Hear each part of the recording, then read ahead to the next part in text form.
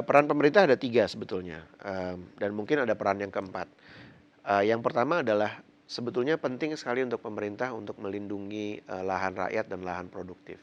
Jadi, masyarakat yang termiskin di negara kita itu adalah masyarakat yang umumnya bergantung pada sektor pertanian. Dan masyarakat yang bergantung pada sektor pertanian umumnya bergantung pada lahan-lahan yang tidak dimiliki sendiri. Jadi kalau pemerintah punya komitmen saja untuk melindungi lahan-lahan rakyat dan lahan-lahan pertanian yang sifatnya produktif, menghidupi keluarga, menurut saya itu akan sangat melindungi kebutuhan hidup dari masyarakat miskin di negara kita. Yang kedua adalah sesuatu yang sifatnya jauh lebih ke depan berpikirnya. Tidak hanya melindungi lahan, tapi sebetulnya melindungi penghidupan rakyat miskin dengan cara membuat cost benefit analysis yang jauh lebih sophisticated, yang jauh lebih baik.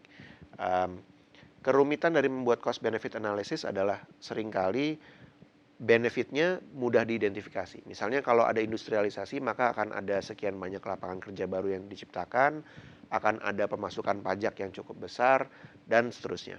Tapi cost atau biaya dari sebuah industrialisasi itu seringkali sulit untuk diidentifikasi.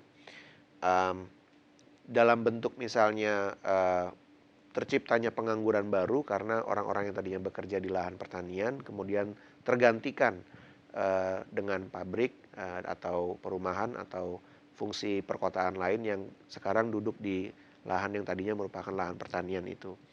Uh, yang saya sebut dengan cost benefit analysis yang sophisticated sebetulnya adalah manakala pemerintah mampu mengidentifikasi biaya sosial secara kuantitatif sehingga kemudian peran yang ketiga adalah memberikan kompensasi. Manakala pemerintah sudah menyadari bahwa ada biaya sosial yang muncul dan kemudian mengambil keputusan bahwa ternyata pembangunan tetap perlu dilakukan dan itu akan mengorbankan tanda kutip kepentingan sebagian rakyat, maka kemudian rakyat yang penghidupannya terganggu akibat sebuah pembangunan tersebut harus diberikan sebuah kompensasi. Peran yang keempat tentunya adalah mengidentifikasi siapa yang harus menanggung biaya mengkompensasi hilangnya pendapatan atau hilangnya penghidupan dari rakyat miskin ini. Seringkali pertanyaannya adalah apakah pemerintah harus menanggung biaya tersebut atau sebetulnya biaya tersebut bisa dibebankan kepada pihak ketiga. Jadi perannya ada 4. Yang pertama adalah melindungi lahan rakyat.